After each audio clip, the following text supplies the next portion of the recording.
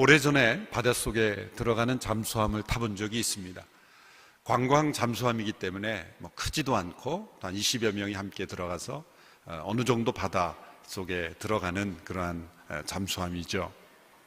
어느 정도 바다 깊이 내려가니까 방송이 나옵니다. 이제 더 이상은 수압 때문에 더 깊이 내려갈 수는 없고 이것이 한계다. 이제 창문을 통해서 바닷속 광경을 잠시 구경하기를 바랍니다 라는 안내방송이 나왔습니다. 그 창문으로 이제 바닷속을 구경하는데 그 밑에, 저 밑에 바닷속을 이렇게 내려다보니 그 잠수함이 내려갈 수 없는 그 바닷속에도 유유히 다니는 작은 물고기들이 있는 것을 봤습니다. 두꺼운 철판으로 된 그 잠수함도 견딜 수 없는 그 무거운 수압을 작은 물고기들이 아무렇지도 않게 마치 우리를 놀리듯이 그렇게 여유 있게 다니는 물고기들을 보았습니다. 후에 자료를 찾아보면서 어떻게 저 바다 물고기들은 저 깊은 바닷속에 그 수압을 견디며 그 속에서 살고 있었을까? 여러 대답들이 많더라고요. 물고기 속에 있는 불에라고 하는 어떤 우리의 허파 기능을 하는, 거기에 원래 공기가 들어 있어야 하는데 공기가 있지 않고 액체, 기름 같은 것이 들어 있어서 압력을 방어할 수 있다. 그런 여러 가지 설명이 있지만 결론적으로는 그 외부의 압력과 내부에 있는 압력이 동일하기 때문에 어떤 구조를 가졌든지 간에 그 기능을 통해서 그 압력을 압력으로 받지 않을 수 있는 그런 내면의 압력이 있기 때문이라는 것이 결론이죠. 저는 그것을 오늘 우리의 삶에 적용해 보면 이 땅을 살아가는 어떤 세상의 엄청난 압력에 우리가 눌릴 때가 있습니다. 유혹의 압력, 때로는 믿음의 삶을 살 때 다가오는 어떤 압력, 우리에게 주어진 복음 증거의 사명을 감당해야 되는 그 사명의 압력, 이 모든 것들이 우리를 짓누르고 또 우리를 무너뜨리는 것이 아니라 그것을 감당할 수 있는 내면의 힘, 또 내면의 어떤 압력이 우리에게 반드시 있어야 한다라는 것을 적용해 보았습니다. 사도행전을 살았던 믿음의 사람들, 그들은 망망대해와 같은 그 당시의 세상에서 작은 물고기와도 같은 그런 연약한 사람들이었습니다. 그들이 그 세상의 압력에 무너지지 않고 도리어 그것을 거슬러 살아갈 수 있었던 것은 그들 안에 성령의 임재하심에 그 압력이 존재했기 때문입니다. 주님께서 그들에게 온 세상을 에게 복음을 전하라고 하는 사명을 주셨을 때 그것은 그들의 힘으로 감당할 수 있는 사명이 아니었습니다. 선교는 우리의 일이 아닙니다. 우리의 힘과 능력으로는 불가능한 것입니다. 우리 안에 하나님께서 주시는 신비한 능력, 힘, 내면의 압력이 존재하지 않는 한 우리는 세상으로 향하여 그 사명을 감당할 수가 없는 것입니다. 선교는 우리가 하나님의 일을 하는 것이 아니라 하나님께서 우리를 통해서 일하시는 겁니다. 진정한 선교가 이루어지기 위해서는 우리가 선교하는 것이 아니라 우리 안에서부터 먼저 선교가 일어나야 하는 것이죠. 하나님의 역사가 일어나야 되는 것이죠. 우리가 전하는 복음일 뿐만 아니라 우리 안에 복음의 역사가 먼저 일어나야 하는 것입니다. 사도행전 13장에 나오는 이 안디옥 교회의 모습을 통해서 우리는 선교적 교회의 참된 모습을 볼 수가 있는 거죠. 그것은 복음을 온 세상에 전하는 교회임과 동시에 그 공동체 안에 하나님의 역사가, 하나님의 임재가, 그리고 성령의 능력이 임재함으로 나타나는 어떤 모습들이 있었다는 거예요.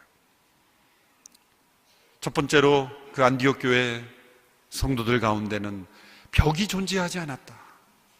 어떤 장벽이 존재하지 않았다는 것을 알 수가 있습니다. 특별히 그들의 리더십들 가운데 어떠한 사회적 배경, 문화, 어떤 경제, 인종, 언어의 차이로 인한 장벽이 존재하지 않는 하나됨을 유지하는 그런 교회의 모습을 보여주었다는 것을 우리가 알 수가 있습니다. 선교적 교회는 어떤 외부의 사역 이전에 내부의 선교에 성공한 교회입니다. 그리스도 안에서 모든 장벽이 무너지고 십자가 앞에서 자기 자신을 부인함으로 어떠한 차이도 극복할 수 있고 어떠한 장벽도 뛰어넘을 수 있는 교회, 그것이 진정한 선교적 교회의 첫 번째 모습이라는 거죠. 그 모습에 대한 힌트를 우리에게 알려주는 것이 1절에 나오는 안디옥 교회의 리더십들의 명단입니다. 1절의 말씀을 우리 같이 한 목소리로 읽어보도록 하겠습니다. 시작.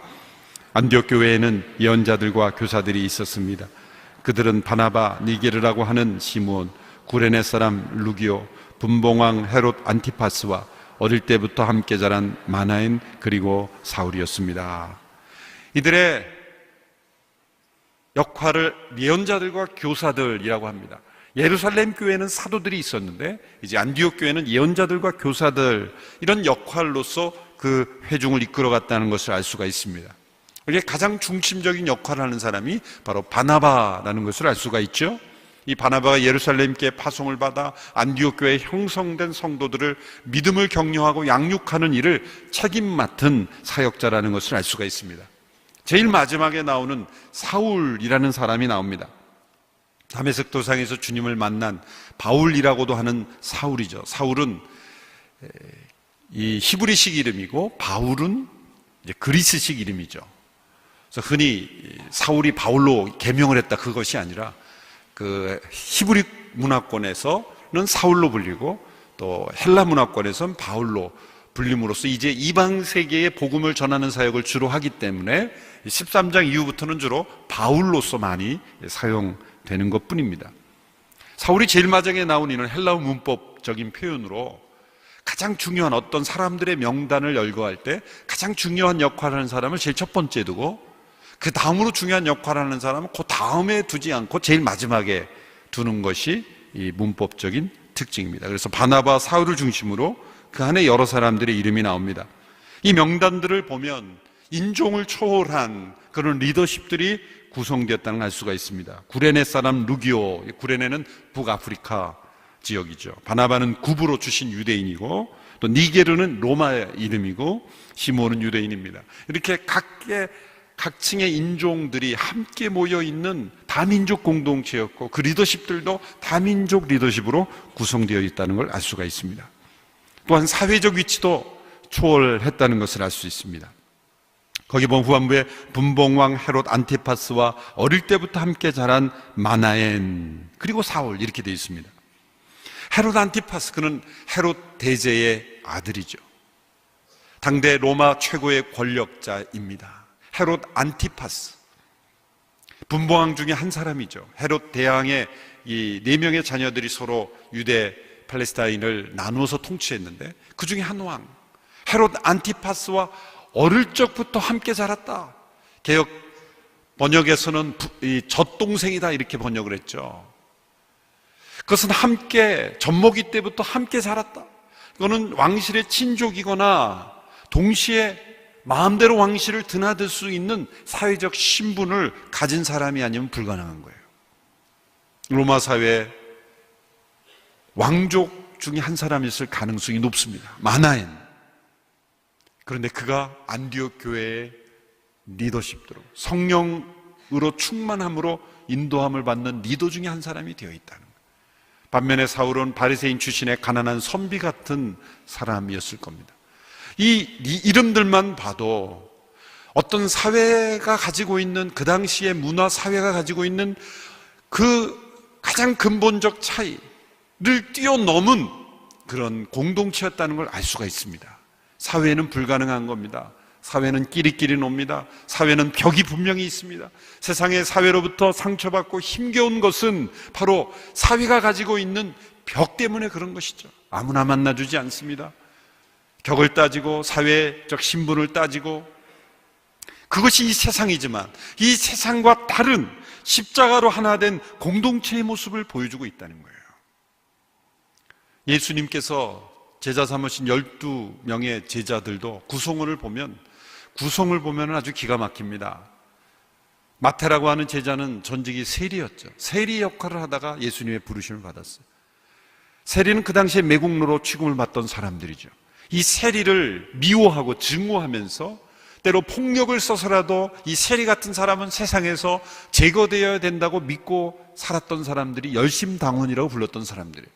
그 열심당원 중에 시몬이라는 제자가 예수님의 제자가 됐어요. 누가 먼저 부르심을 받았는지 모르지만 예수님의 그 제자 공동체 안에는 서로 사회에 정직했던 사람이 함께 모인 거예요. 이렇게 수천 명이 함께 예배하는데 한 분은 1층, 한 분은 2층에 있으면 서로 안 만나고 얼마나 좋아요. 한 분은 1부 예배하고 한 분은 3부 예배하고 그렇게 안 만나는 게 아니에요. 12명의 어느 날 여러분들이 순 배정을 받아서 딱 가보니 사회에 정적이 딱 앉아 있는 거예요. 내가 이 순 모임에 계속 가야 될 줄과 말 것인가. 사회로 말하자면 만날 이유가 없고 만나서는 안 되는 사람이 내가 예수님 때문에 만나야 한다면 과연 계속 만날 수 있을까? 예수님의 제자 공동체가 그랬고 안디옥 공동체가 그랬던 거예요. 헤롯 안티파스의 젖동생인 마나엔이 왜 사울과 함께 신앙생활을 해야 됩니까? 예수님이 아니라면 절대 만날 수 없고 만날 이유가 없는 사람들이 함께 모여서 하나됨을 보여줬다는 거예요. 이것이 세상과 다른 선교적 교회의 모습이에요. 복음을 전하기 전에 이미 십자가가 하나님과 사람의 벽을 무너뜨리고 사람과 사람 사이의 어떤 벽을 무너뜨리신 그 복음의 능력이 먼저 교회 공동체 안에서 선교의 사역이 이루어지는 교회, 이것이 선교적 교회의 첫 번째 모습이에요.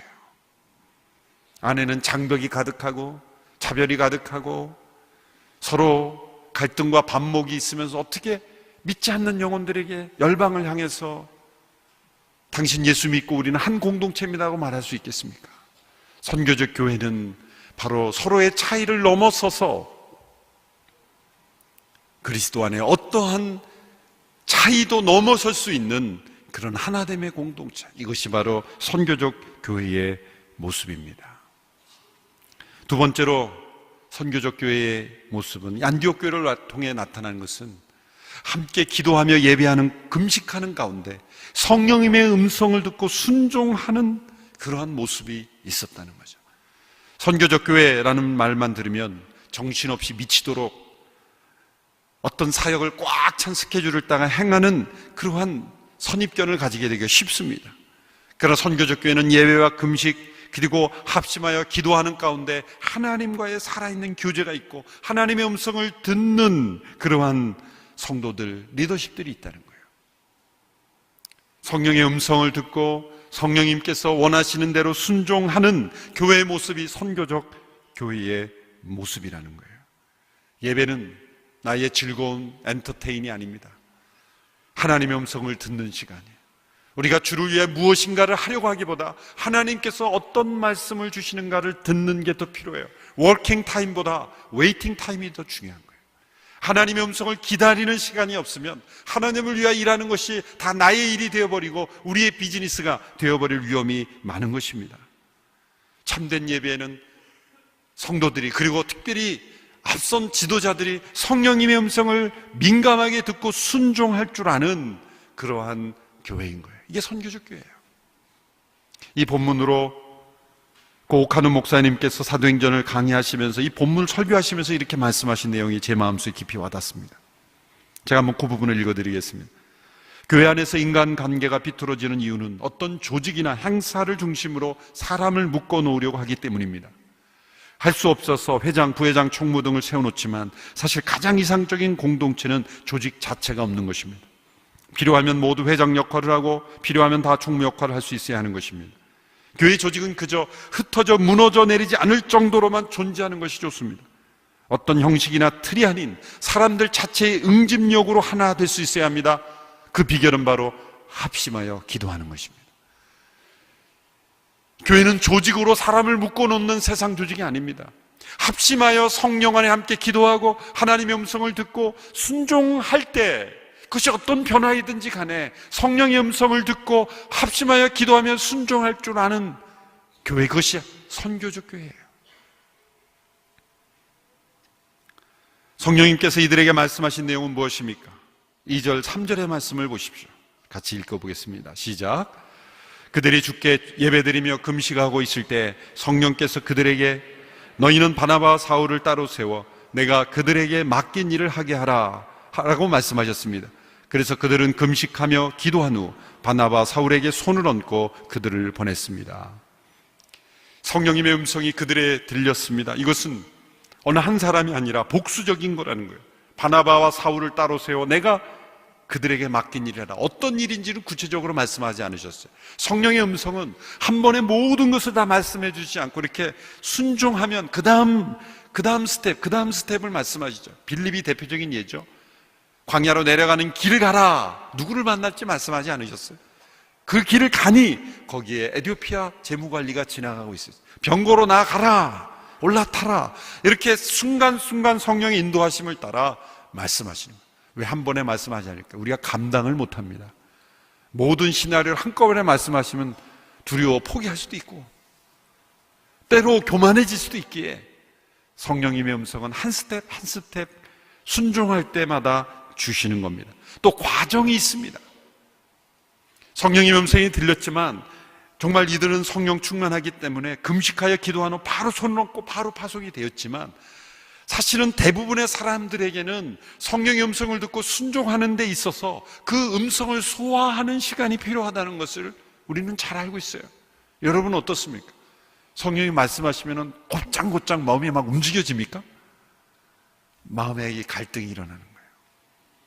온누리교회 30년의 역사에서 정말 하나님이 주목하시고 우리 모든 성도들이 기억해야 될 것은 초창기 장로님들이 초기 선교사님들이 됐다는 거예요. 선교적 교회로 쓰임받는 교회를 보면 대부분 공통점이 초기 리더십들이 다 선교사나 헌신적인 사역에 헌신하고 있다는 거예요. 정치적인 어떤 기득권, 정치력을 가지고 좌지우지하는 그런 리더십이 아니라 선교적 리더십으로 헌신에 앞장서는 모습을 보인 교회가 대부분입니다. 저는 온누리교회 초기 리더십들 가운데 두 분을 예를 들고자 합니다. 한 분은 돌아가신 고 조성록 목사님, 군 장성으로 예편하신 이후에 은퇴 이후에 새로운 삶을 선교사로 헌신하신 분이죠. 부인 되시는 유인필 권사님이 쓰신 은발의 소명자라는 그런 간증집에 거기 보면 부르심을 받는 내용이 나옵니다. 1990년 한동대학교 총장 역임하신 김영길 장로님이 그 조성록 장로님을 일본 창조과학회 세미나에 모시고 간 거예요. 근데 통역자가 부족해서 이분이 일본어를 잘하시기 때문에 통역을 갑자기 하게 됐는데 너무 잘하신 거예요. 주변에 있었던 분들이 당신처럼 일본어를 이렇게 잘하는 사람을 하나님이 그냥 내버려 둘 리가 없습니다. 그랬더니 이 장로님 하신 말씀이 나는 일본을 좋아하지 않습니다. 그리고 딱 거부했다는 거예요. 그런 말 조심해서 해야 돼요. 하나님은 나는 어떤 민족 싫어 그러면 글로 보내실 가능성이 높아요. 하나님께서 요나를 왜 니느웨로 보내셨을까요? 니느웨를 제일 싫어하는 사람이기 때문에. 하나님께서는 그분이 좋아하지 않는 일본으로 선교사를 부르셨어요. 그분의 일기에 보면 1994년 3월 30일 그분의 일기에 이렇게 기록이 되어 있습니다. 우리 민족이 가장 사랑할 수 없는 대상이 누구일까 생각해 봤을 때 그 대상은 바로 일본인이다. 내가 머지않아 생을 마치는 날을 생각하면서 일본인을 미워하는 마음과 그들이 잘못되기를 바라는 마음으로는 결코 천국에 갈 수 없다는 것을 깨달았다. 나는 일본인을 향한 사랑과 긍휼의 마음을 품고 일본에서 선교하기로 결정했다. 그리고 이것이 하나님께 주신 최후의 사명이라고 믿게 되었다. 양 국민이 서로 미워하거나 싫어하지 않고 서로 간에 진정한 평화를 갖게 하는 것이 상대방을 진심으로 사랑하는 것임을 알았기에 복음 전도자로서의 사명을 감당하기로 결단을 내렸다. 그래서 일본 선교사, 일본에서 개척해서 복음을 전하고 이제 주님 품에 가셨습니다. 온누리교회 팀 선교의 문이 열리기 시작한 것은 치과 의사셨던 최선수 장로님이 강남에서의 치과 생활을 정리하시고 중국 선교사로 떠나면서부터이죠. 주님의 분명한 부르심이 있었어요. 그런데 그 장로의 마음속에 이 일어나는 갈등이 있었다는 거예요. 성령님은 분명히 말씀하셨는데 바로 떠나기가 어려운 것이 바로 현실이었고 자신의 고민이었다. 그 갈등을 그분의 자서전 선교는 나에게 축복이었다라는 책에서 이렇게 고백하고 있어요. 중국으로 가겠다는 마음만 섰지 정작 아무것도 내려놓지 못한 상태가 계속되었다. 막상 떠나려 하니 집착하며 놓지 못하는 것들이 너무 많았다. 20년 동안 번창한 병원, 강남의 좋은 저택, 12년 동안 갖고 온 경기도 광주의 농장들을 비롯해 자질구레하게 집착하며 붙들고 있는 것들이 너무 많았다. 보기가 그토록 어려운 것인지 그때 체험하게 되었다. 특별히 장로님은 병원이나 집보다도 경기도 광주의 그 농장 가꾸는 걸 참 좋아하셔서 아름답게 가꾸는 농장을 포기해야 된다는 것이 제일 어려우셨다는 거예요. 그래서 그렇게 갈등하고 있는 중에 이제 가족과 함께 주말에 농장으로 내려가서 운전하고 있는 중에 잠시 깜빡 조시게 돼서 사고가 난 거예요. 교통사고가 크게 났는데 가족들이 팔이 부러지고 다리가 부러지고 장로님도 갈비뼈가 몇 개 부러진, 병원에 입원하셔서 누워있는 중에 말씀이 그리워서 말씀을 펴시게 됐는데 누가복음 말씀을 우연히 펴시게 됩니다. 그런데 그 말씀이 이 말씀이었어요. 어리석은 자여, 오늘 밤 내가 내 영혼을 찾으리니 그러면 내 예비한 것이 네 것이 되겠느냐. 자기를 위해 재물을 쌓아두고 하나님께 부여하지 못한 자가 이와 같으니라. 그 말씀을 보고 정신이 번쩍 드시면서, 그렇지, 내 모든 것을 내려놔야지. 그리고 내려놓고 이제 그 준비 과정도 오래 걸렸어요. 한 목사님이 그렇게 바로 가면 안 됩니다. 준비하고 가야 됩니다. 그래서 모든 준비 과정을 통해서 7년의 준비 과정을 통해서 이제 중국에 들어가서 농장을, 선인장을 재배한 비즈니스 선교 모델을 저희 온누리교회 중요한 중국의 선교 거점 기지를 만드신 거예요. 그때 함께 최순 장로님과 북경에서 반석 농장에서 사역하신 목사님이 박종길 목사님이세요. 제가 사진을 한번 찾아봤는데 왼쪽에 계신 분이 최선수 장로님이시고 오른쪽에 계신 분이 박종길 목사님이죠. 평양에서 베이징으로 가는 그 재배한 곡식들을 실어서 이제 보내면서 사진을 찍은 역사적 자료입니다. 성도님들은 잘 못 보셨을 거예요. 저희 교회 선교 역사의 바나바와 사울입니다. 그 최순 장로님, 박종길 목사님 그 책에서 너무 은혜를 많이 받았다고 그렇게 하는데 지금은 또 제가 은혜를 많이 받고 있습니다. 바나바와 같이 이렇게 참 섬기시는 귀한 분들이에요. 선교적 교회는 리더십들이 성령의 음성을 듣고 순종하는 그러한 교회, 그런 교회가 바로 선교적 교회입니다. 오늘 이렇게 30년에 하나님께서 주신 축복은 이렇게 초기 리더십들이 선교에 헌신하는 그러한 교회이기에 바로 하나님께서 선교적 교회로 온누리교회를 사용하고 계시다고 믿습니다. 하나님께서 저와 여러분도 부르시면 성령님께서 말씀하신 우리 모두는 다 순종해야 될 줄로 믿습니다. 아멘 하면 말씀하실까 봐 불안해서 아멘 안 하십니다. 같이 모두가 아멘 할 수 있게 되기를 바랍니다. 아멘. 2층은 안 하시네요. 세 번째, 선교적 교회는 영적 전쟁을 통해 사람들로 하여금 예수님을 믿게 하는 거죠. 하나님의 말씀을 믿게 하는 거예요. 여러분 보십시오. 이 첫 번째, 두 번째, 정말 십자가로 하나 되는 모습, 두 번째로 성령의 음성을 듣고 순종하는 모습, 이런 모습이 있었기에 세 번째로 그들이 전하는 복음으로 말미암아 놀라운 역사가 나타나는 거예요. 이 두 가지의 요소가 없는 사역은 힘이 없습니다. 능력이 나타날 수가 없는 거예요. 강력한 성령의 역사로 말미암아 이 바나바 사울이 보냄받은 곳이 어디입니까? 키프로스라고는 섬이에요. 지중해안의 가장 큰 섬이요, 지하자원이 풍부해서 가장 경제적으로 풍부하죠. 비너스 신을 숭배하는 그런 우상 숭배이죠. 관료들이 전부 이 마술사들을 자기 고유의 개인적인 마술사로 고용해서 조언을 받는, 미신과 마술에 미쳐있는 그런 우상 숭배지. 사단이 가장 강력하게 역사하고 자리 잡고 있는 그러한 곳에 바나바 사울이 부르심을 받은 거예요. 그곳은 바나바의 고향이기도 했습니다. 고향이기 때문에 부르신 것이 아니라 가장 그 시대에 견고한 사단의 진이 있는 곳이었기 때문에 그곳으로 부름을 받았습니다. 그곳에 있었던 총독이 서기오 바울이라고 하는 총독이 하나님께서 그의 마음을 움직이셔서 이 마술과 미신에 사로잡혀 있는 그가 논리적으로 뭔가 이것은 아니지 않는가라는 마음을 불러일으킨 거예요. 성령의 역사가 나타나고 복음이 전해질 때 놀라운 것은 복음을 전하는 사람에게만 성령이 역사하시는 것이 아니라 그 복음을 들어야 될 사람, 복음이 필요한 사람에게도 성령님이 동일하게 역사하셔서 준비하신다는 거예요. 도저히 믿을 것 같지 않았던 서기오 바울, 그 총독이 바나바와 사울을 통해 말씀을 듣게 됩니다. 방해 세력들이 일어나게 됩니다. 그 총독 옆에서 마술을 하고, 그리고 미신으로 사로잡았던 엘루마라고 하는 마술사가 믿지 못하게 하려고 방해를 합니다.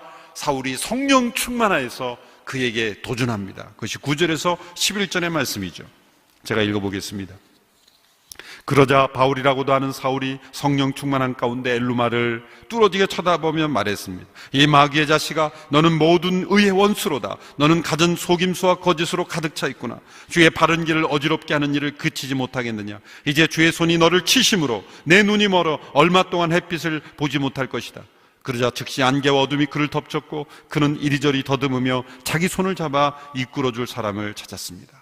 성령 충만하여 그를 책망했을 때, 그의 거짓을 책망했을 때, 그의 그 사단에게 속해 있는 속임수를 책망했을 때 그의 눈이 얼마 동안 멀게 되고 그 놀라운 징조와 표적을 보면서 총독이 믿게 된 거예요.